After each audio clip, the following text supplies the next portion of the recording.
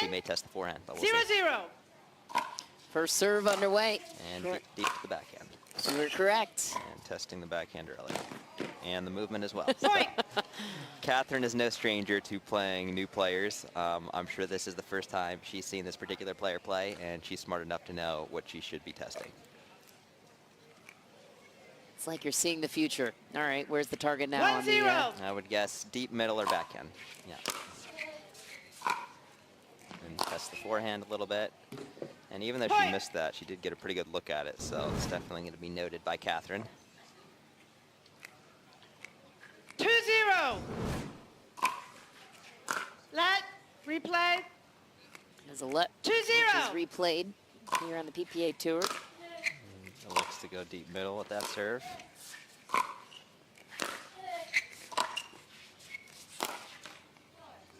Point. Not venturing forward at all, staying back, so we'll see if that theme continues. Do you think she should come up to the net more? I can't see her winning this match unless she's got really, really good ground strokes, unless she comes forward at least some. 3-0. So, especially when Catherine's not really sure what your strengths and weaknesses are, coming forward can be successful in there. You see she finally draws an error.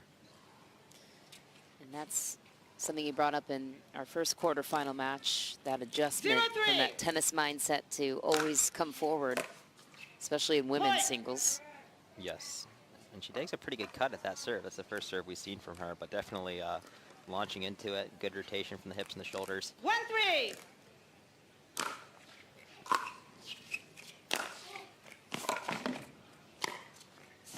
What an angle. A little nice touch there, taking the pace off. Well played.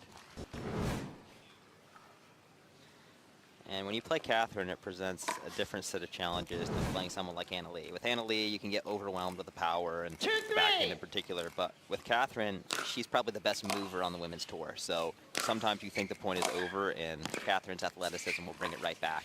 Wow. And then she has every shot in the book. Her technique is impeccable. I think she's really improved her serve and return, particularly that backhand return. She gets it very deep, and she gets a lot of returns down the middle with that backhand, and that really neutralizes the other player's thirds. 3-2. Set out. And like I said earlier, if you're not missing a couple serves in singles per game, I don't feel like you're approaching the serve as aggressively. 2-3.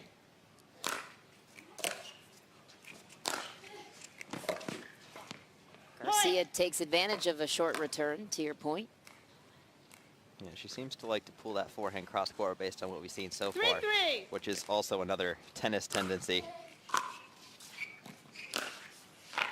Inside out, that time beats Catherine Parenteau on the backhand. And it looks like a timeout immediately here for Timeout Catherine. receiver. Off to a good start, 4-3. but 4-3. Carvana PPA Tour stop here in the legendary tennis venue. And Taylor Garcia, the 10 seed, making her way to the quarterfinals, and a 2-point lead now on Catherine Parenteau. Set out.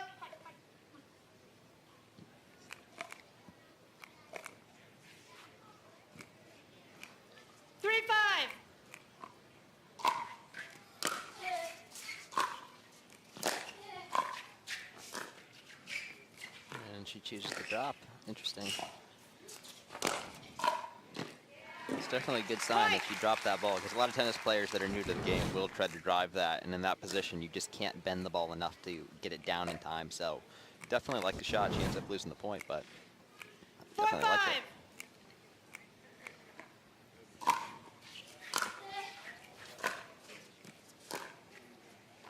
The drop. Another backhand drop. A nice touch on it too. Point. So definitely showing off a little variety here. We'll see if that continues here as Catherine gets settled in. How hard is it to slice the drop? A lot of tennis players try to do that. Is that a recommended technique for you?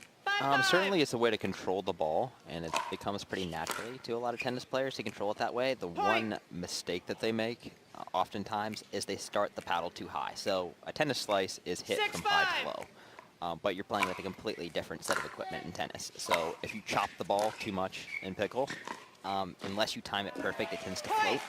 And then you're also giving spin to the opponent that you don't necessarily want them to have, because if you spin it as backspin, it's topspin for them. So they're going to get more action on that. Step it in the water. That's a pretty fortunate bounce. Rohrabacher, a strong tennis background as well. What a play by Parenteau. Some good hustle there. Gonna win the point, but definitely made her play a couple extra shots.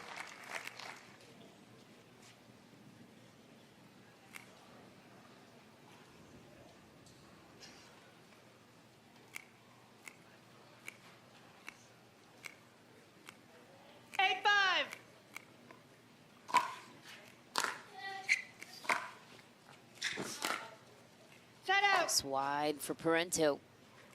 Garcia with another chance to close the 3-point gap. 5-8.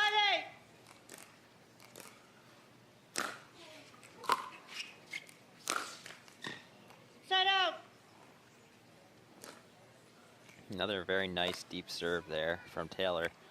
Catherine with the short return elected to stay back, but can't convert on the quick shot.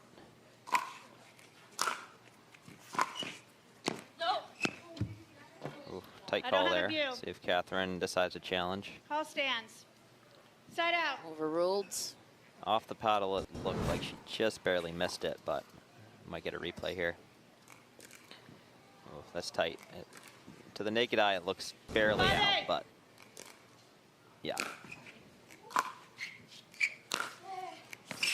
Ooh, that was a nice shot down the line. Threading the needle there. It's not easy against Catherine, one of the best movers, if not the best mover on the tour, so margins are small. Would you say Parenteau can move better than Annalie? 6-8.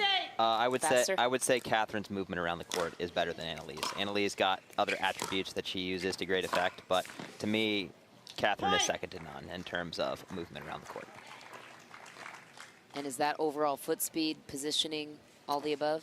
Yeah, she sort of reminds me of Djokovic on the tennis court, where she slides around, she's very flexible, she moves great, she changes direction. All of those things help Djokovic be the best mover in the world on a tennis court, and I feel like Catherine channels that to some extent on the pickleball court. And I think just the flexibility in particular, when she's playing defense, she's able to control her body and just keep the ball in a safe place. Point.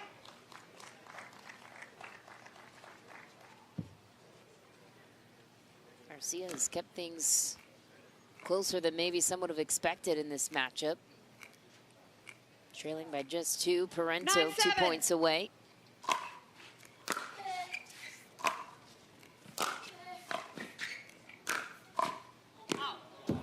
Side out. Forces a side out and a chance to close a 2-point gap.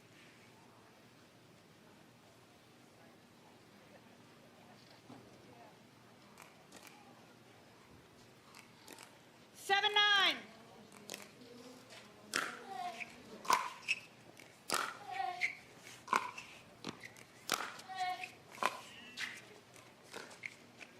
Oh, going with the drop shot. Oh, There's the movement from Catherine. no way! What a sequence. Because to me, there would be other players that might get to the shot, but Catherine has the athleticism and the flexibility here. You see her slide into it to where she actually hits something good enough to actually win the point. And that's the difference there. And that's the difference for Taylor Garcia. Any other player she's playing, well, at that point, she'll usually get. Yes, 9-7. absolutely. Not a bad shot. She hit it well, and Catherine just comes up with the goods.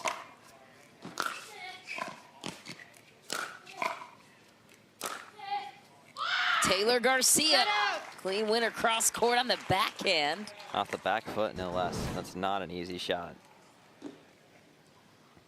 Because if you don't hit a winner here, or nearly a winner, you pretty much lost that point because Catherine's got the whole court down the line. 7-9.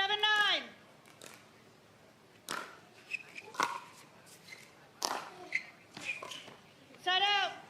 Yeah, the one thing Taylor does need to clean up are some of these shorter approach shots, especially when she's serving, Catherine decides to stay back. You can convert those and make Catherine hit a tough pass. Even if she makes half of them, you're going to get points on the scoreboard every single time when she misses them. Cat and mouse, Parenteau making Garcia earn every inch of the court. And now game point to the 2 seed. And I think Taylor may have forgotten that she didn't have any timeouts left. Or no, she Timeout does have one more receiver, left. 10-7, It looked like she was minute. going straight over to the bench. And looks like Ava Timeout. Ignatowicz pulls out game one, 10-7. 12-10 on grandstand. So we got a battle over there. Side out. That serve is long for Parenteau. 1 game point saved for Taylor 7-10. Garcia.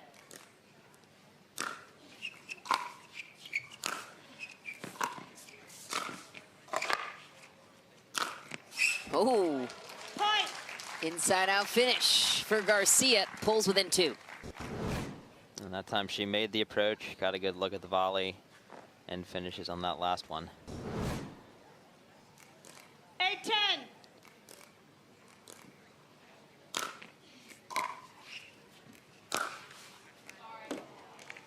Point. Clips the net. I think barely stays in. You love those, I hear. You know, I've had some 9-10. times where there's been some frustration expressed at the net.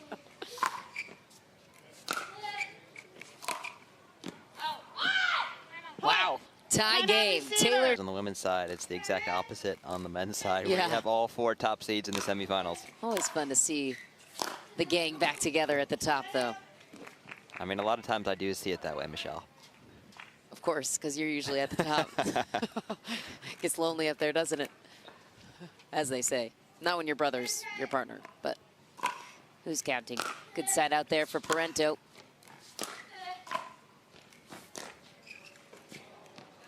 Point. A drop attempt robbed by the net. Catherine Parenteau earns game point number 2. Yeah, and I think that was probably a good example of what I was talking about, where she takes the paddle back just a little bit too high and swings down on it. When 11-10. you can hit that same shot with an open paddle face, which will create backspin, but you want to hit it more linear. Point game. A nice serve there from Catherine to finish off the game. And despite the run, Sport of pickleball, Taylor Garcia and Catherine Parenteau. yeah, Ben Shelton representing the United States on the men's side as a Yes. 20-year-old, no less. Love to see it as a tennis guy yourself. Indeed. Been a while. Americans represented at the top there. Yeah, 2 20-year-olds in the semifinals of the Tennis US That's Open. crazy. That's pretty crazy. It's been a long time since that's happened. 1-0. 2 players here with strong tennis backgrounds. Parenteau, of course, Michigan State University. What a shot from Taylor Garcia. And we'll see if Catherine starts to pick up on the fact that Garcia prefers to go cross court on both of her wings based on what I've seen so 2-0. far. So the backhand, generally, if she's pulled wide, goes cross court. The forehand also goes cross court. The one time she will pull the forehand to the other side of the court is from her Side backhand out. side, so she'll go inside out. But that pattern, if it continues, will be interesting to see if Catherine starts to sit on those. 0-2.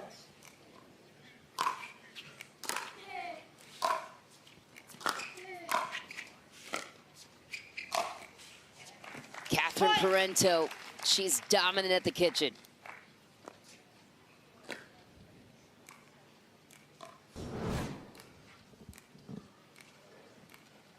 One, two.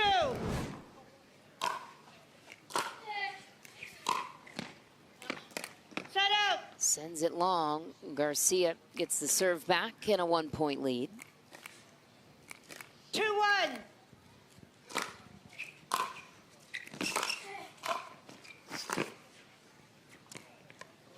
Set out. And Catherine's able to pull that return of serve cross court hard, and because her movement is so 1-2. good, she's still able to get over and cover the line. So that's where the movement really comes in handy, not just when you're scrambling, but also Point. in other aspects. Takes advantage of the short return, finds the corner. Ties it up 2-all.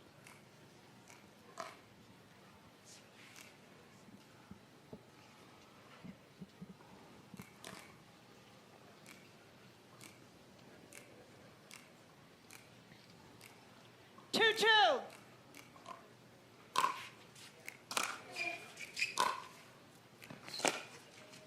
Point. Timeout receiver, 3-2, 1 minute. Now it's all Catherine Parenteau. You like the deep serves What else is key to her finishing this off in 2 games? She's mistimed a couple returns of serve, so we'll see if she starts to find the range on those. I think that she has some of the best flat returns in the game, so she normally measures those very well, and when she's doing that, it can be very hard for the opponent to score. Point. Effortless punch shot on the backhand. What does Captain Parenteau do with her grips from shot to shot? Catherine's one that I don't feel like moves the grip all that much. I could be wrong on that. I've never asked her, but just based on what I've seen so far, she looks like she's more or less in Eastern, at least on the forehand side. It doesn't look like it's too extreme, and the backhand for the most part looks to be the same shot to shot. That's such good movement. Wow. On full display, exactly as you said. The mobility of Catherine Parenteau, so impressive.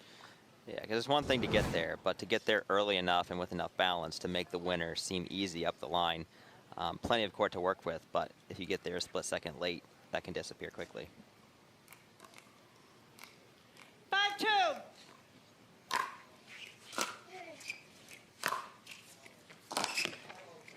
Point. And she's really starting to yank her opponent around the court there, really pushing her side to side.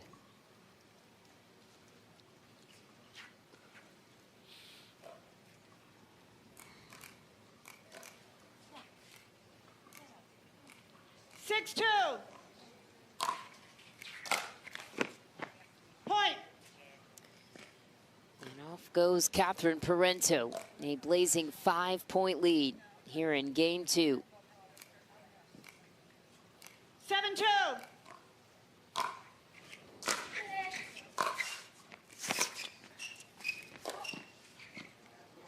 I think it just barely caught the back of the line.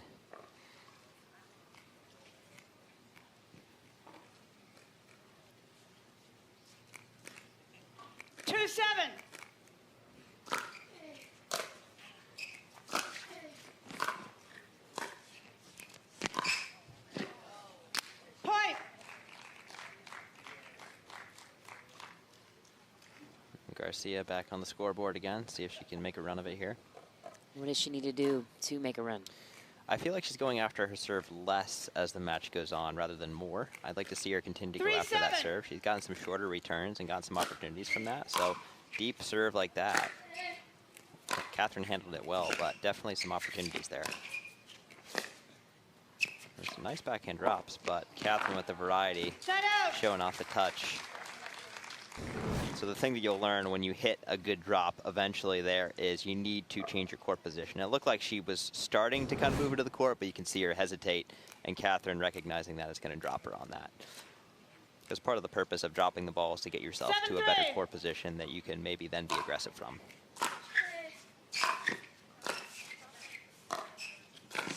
You see how Catherine's moving into the court here.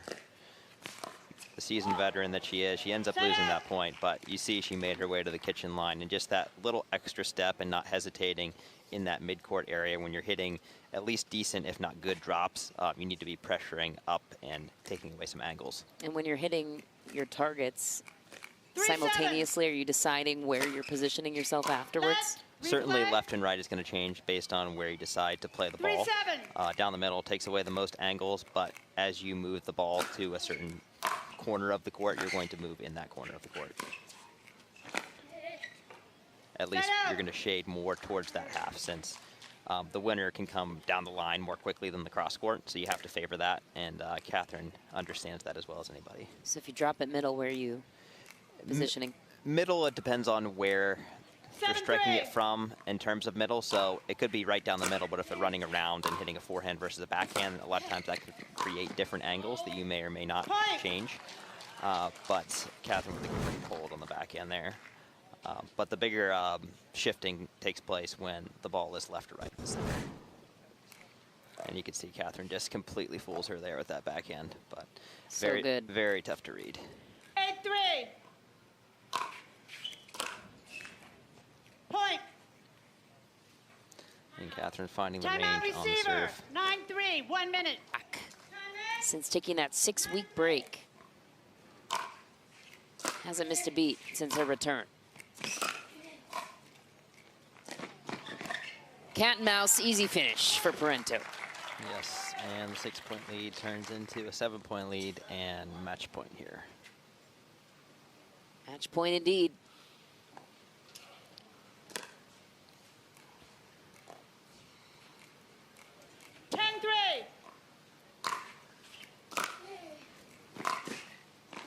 Oh, that's a nice shot. Point A game, cross-court beauty.